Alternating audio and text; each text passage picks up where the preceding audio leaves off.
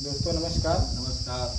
जय श्री राम। आज हमारे साथ आदरणीय अनूप सिंह जी हैं और आदरणीय साहब शरण वर्मा जी हैं। ईश्वर की परम कृपा है और सौभाग्य है आज कि इन सबसे सत्संग करने का अवसर प्राप्त हुआ है।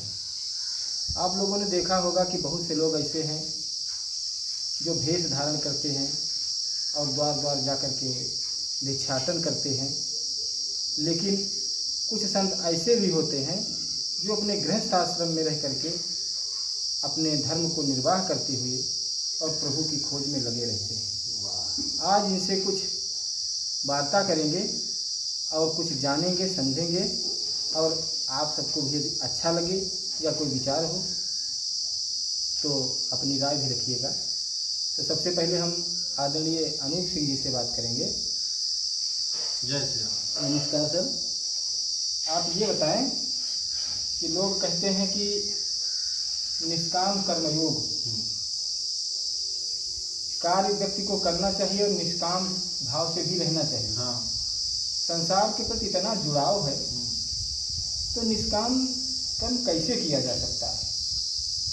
निष्काम कर्म जो होता है उसको जब आप मन, बुद्धि और चित्त और अहंकार इन खड़ विकारों से सोच करके जब आप करेंगे निष्काम कर्म तो वो नहीं हो सकता। जब आप स्वयं जो स्वयं हैं, जो कारण शरीर है, वो स्वयं जब निष्काम कर्म योग करेगा स्वयं, तब निष्काम कर्म का योग होता है। अंतःकरण से जितने ये खड़ विकार हैं, ये जो दिखाई पड़ रहे हैं, जो विचार हैं, इनसे निष्काम कर्मयोग नहीं हो सकता है। निष्काम कर्मयोग केवल अंतःकरण में जो व्याप्त है, ईश्वर की जो आत्मा, ईश्वर अंश है, यही जो जीव है, वो जब ये निष्काम कर्म करेगा तभी निष्काम कर्म संभव है। नहीं, हमारे कहने का मतलब है कि निष्काम का मतलब ये होता है जिसमें हमारा स्वार्थ ना हो। हाँ। संसार में कौन सा ऐसा कार्य जिसमें हमारा स्वार्थ नहीं है? स्वार्थ लाग करें सब प्रीति, तो स्वार्थ के बिना कोई कार्य है ही नहीं। तो जब स्वार्थ के बिना कोई कार्य नहीं है, लेकिन तो हम निष्काम कर्म कैसे करेंगे? लेकिन जैसे गाय को अपने बछड़े को दूध पिलाना, ये इसमें क्या है? स्वार्थ है? इसमें कोई स्वार्थ नहीं। अपनी माँ को अपने बच्चों को स्तनपान कराना, इसमें कोई स्वार्थ नहीं। ये निष्काम कर्मयोग है। ये निष्काम कर्मयोग के कर्म किए जा फल की इच्छा ना करे इंसान। हाँ। जैसा कर्म करेगा उसका फल देगा भगवान। तो निष्काम कर्म को चाह आशा से रहित जो कर्म किया जाता है, तो आशा में हमारा धर्म है, अपना धर्म समझ कर जो कर्म किया जाता है वो निष्काम कर्म है। नहीं तो आशा हर एक कर्म में कोई ना कोई आशा जरूर होगी। अगर जो सांसारिक कर्म है, समझ लीजिए, जो सांसारिक कर्म आप करते हैं इस शरीर के द्वारा, जैसे भगवान कृष्ण ने अर्जुन को बताया था कि निष्काम कर्म योग क्या है, वो गीता में बताया गया है। तो गीता में जो बताया गया है निष्काम कर्म योग की पूरी व्याख्या गीता के अंतर्गत दी गई है कि जो सांसारिक कार्य अगर जो मन, बुद्धि और चित्त अहंकार से किया गया तो निष्काम कर्म योग नहीं होगा। जो स्वयं, जिसे वो क्या कहते हैं, निस्वार्थ भाव, और निस्वार्थ भाव केवल जीव के अंदर आ सकता है। और ये शरीर के अंदर निस्वार्थ भाव, क्योंकि शरीर भी स्वार्थ से ही जुड़ा हुआ है। ये शरीर जिसको जो आकृति हमको मिली है, ये पंच तत्व से ही जुड़ा हुआ है, और पंच तत्व बिना स्वार्थ के है नहीं। कोई भी जब तक स्वार्थ होगा नहीं तब तक हमारा पंच तत्व से बना है। हाँ। हम पंच तत्व से अलग स्वभाव लेकर के कैसे कार्य कर सकते? नहीं, तो पंच तत्व से अलग स्वभाव केवल जीव कर सकता है, जो ईश्वर का अंश है। उसी के प्रेरणा के द्वारा जब उसकी अंतरात्मा से जब अपने आप आवाज करेंगे, वो जब बताएगा कि हमको ये कार्य करना है, मतलब हमको नहीं, हमको मतलब ये हो गया एक जीव जो होता है वो केवल एक है, और हमको का मतलब भैया जितने जो मतलब हमारे आसपास जितना ये शरीर है, पंच तत्व है, अर्थात ये कर्म इंद्रिया, ज्ञान इंद्रिया और कारण सूक्ष्म, ये शरीर जितना है ये हम हो गए। मतलब ये कई लोगों से मिलकर के ये बना हुआ है। तो कई लोगों की राय एक राय नहीं हो सकती, और जीव केवल अकेला है। उसकी जो राय होगी वो स्वतः अकेली होगी, और वो जो करेगा वो निष्काम कर्म योग होगा, न कि मन बुद्धि ये जो शरीर स्थूल द्वारा या ये क्या कहते हैं अंतर्गत द्वारा जो मन किया वर्मा जी कैसे कार्य करेगा? मन साधन से कार्य करेगा। हाँ साधन हमारा स्वार्थी है। अच्छा साधन स्वार्थ है, लेकिन जब जैसे अभी हमने बताया इससे पहले कि साधन अगर स्वार्थ होता तो और साधन स्वार्थी कहा भी नहीं जा सकता है, क्योंकि साधन तो जीव से ही संचालित है। साधन स्वार्थ नहीं क्यों नहीं? साधन तो एक साधन कोई स्वार्थ कैसे हो सकता है स्वार्थी हो? क्योंकि जैसे अब ये कुर्सी है, अब कुर्सी कैसे स्वार्थी हो? जब तक ये कुर्सी उठा करके हम अलग नहीं ले जाएंगे तो स्वार्थ तो हमारा है, उसका कोई स्वार्थ नहीं।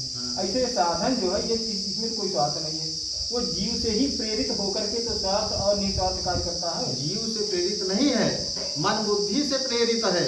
और वो क्या कहते हैं माया से ग्रसित है मन बुद्धि। मन बुद्धि चित्त ये जितने हैं ये माया से वशीभूत है और माया का आवरण इनके ऊपर है। तो जो माया करवाएगी वही मन करेगा। मन को केवल जो है केवल विपरीत जो परमार्थ के विपरीत कार्य होते हैं उनमें मन का लगाव अक्सर रहता है। ज़्यादातर 100% नहीं तो 99.9% जो है मन का लगाव जो कि ईश्वर से जीव को दूर करे उसमें लगा रहता है। समझ में आया? और मन जो होता है वो बुद्धि और चित्त और चित्त, देखिए मन जब आपका चित्त सही होगा, आपकी बुद्धि के द्वारा जो बुद्धि दर्शाती है, बुद्धि भी बताती है कि नहीं ये कार्य गलत है। कोई चोरी करने जाइए तो पहले बुद्धि जो है अंदर ये आती है कि नहीं ये कार्य गलत है, इसमें जो है कोई भी आपको दंडित किया जा सकता है, पकड़े गए तो दंड मिलेगा। ये होता है, बुद्धि एक बार बात कहती है, लेकिन मन कहता है अरे नहीं जब पकड़ा जाएगा तो देखा जाएगा, यही तो कहता है। लेकिन बुद्धि की बात जो बुद्धि के किससे है प्रेरित, वो केवल उससे जीवात्मा से प्रेरित है, जीव से प्रेरित है। वो जो आपको बता रही है पहले उस पर ध्यान दीजिए, न कि मन जो कह रहा है उस पर ध्यान दीजिए। अगर जो बुद्धि के अनुसार जो आप कार्य करेंगे वही बुद्धि का लगाव सीधे जीवात्मा से, और जीव बुद्धि को प्रेरित करता है, बुद्धि मन को प्रेरित करता है। लेकिन बुद्धि जो मन को प्रेरित जरूर करती है, लेकिन मन की सभी लगभग 90% लोगों का मन जो है इन सभी जो इंद्रियां हैं उन पर हावी रहता है, क्योंकि वो इंद्रियों का राजा कहा गया है उसको, उसी के द्वारा सारे कार्य होते हैं। तो ज़्यादा जो राजा कहेगा, जो ऑर्डर देगा, वही तो जो मंत्री है वो सब मानेंगे। लेकिन जो वहाँ पर जितने ये हमारे जो अंग हैं, शरीर के अंग हैं, ये मन के द्वारा ही तो संचालित हैं। लेकिन बुद्धि एक वो ही क्या कहते हैं वो रथ एक है, जैसे ये शरीर हमारा रथ है। और ये आपके कहने का मतलब ये जो ये पंच तत्व मतलब ये जो घोड़े हैं, है ना, ये घोड़े उसमें जुटे हुए हैं। और मन बुद्धि इसमें मन जो है वो सारथी है, ठीक है, और बुद्धि जो है उस पर रथी है। जीव जो है वो बुद्धि को वृद्धि, जीव जो है ये रथ का स्वामी है। हाँ, उस पर जो शरीर है, हाँ, ये पंच तत्व जो है ये रथ है। और रथ इसमें मन ये जो है मन जो है इसमें घोड़े, हाँ, मन नहीं, मन वो ये जो खड़ विकार हैं ये घोड़े उनके अंदर जुटे हुए हैं, मन उसका जो है सारथी है। जो जीव आत्मा इसका स्वामी, रथ का स्वामी, हाँ, शरीर का स्वामी जो जीव आत्मा, हाँ, इस पर सफर कर रहा है। हाँ, पूरे विश्व ब्रह्मांड का 84 लाख योनियों में वो भ्रमण कर रहा है। तो जीव इसका स्वामी है और बुद्धि इसका साथी है, और मन जो है इसमें घोड़े, हाँ, और विषय रूपी रास्ता है। काम क्रोध मद मोह जितने हैं वो सब रास्ता है। कि ऊपर मन की घोड़ा चल रहा है, जब मन तो मन विषयों को लुप्त भागता है।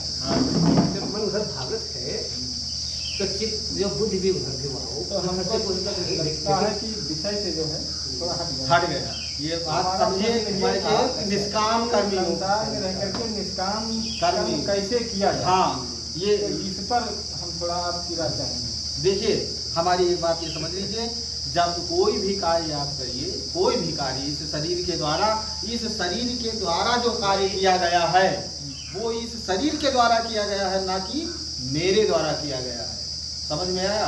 इस शरीर के द्वारा जो कार्य हो रहा है और जितना दिखाई पड़ रहा है, जितना इस शरीर के द्वारा कार्य हुआ है, ये शरीर उसका कारण है और शरीर ही इसका भोगी होगा, ना कि मैं भोगी हूँ।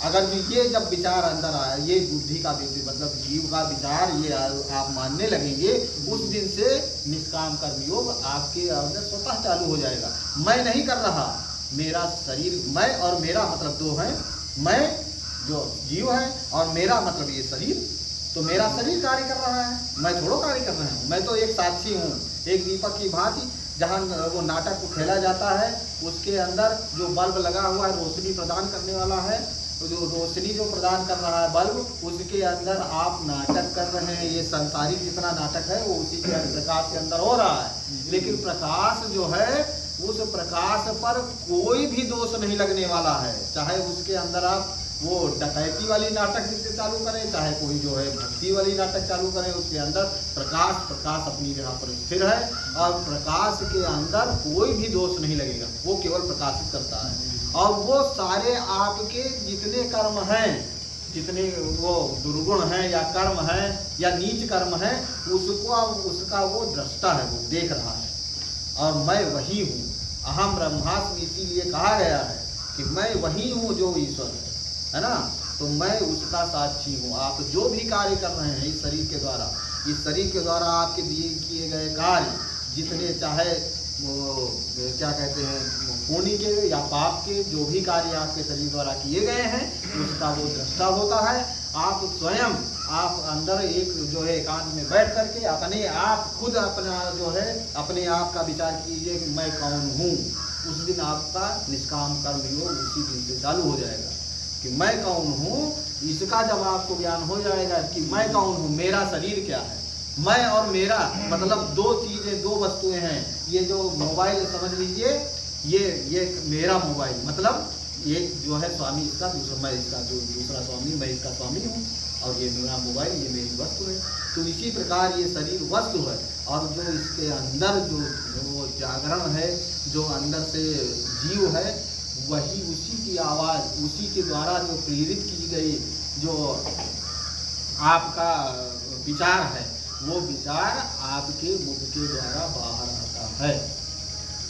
वही जीव अगर जिस दिन, हाँ उसी दिन वही जीव जिस दिन यह पिंजरे को छोड़ता है उस दिन से शरीर शांत हो जाता है। और ये मन बुद्धि चित्त अहंकार जीव के वशीभूत। बहुत बहुत धन्यवाद। नहीं होगी। आपसे मिलकर बड़ी खुशी हुई और आपने इतने विचार रखे। आपका बहुत बहुत धन्यवाद। जय श्री राम।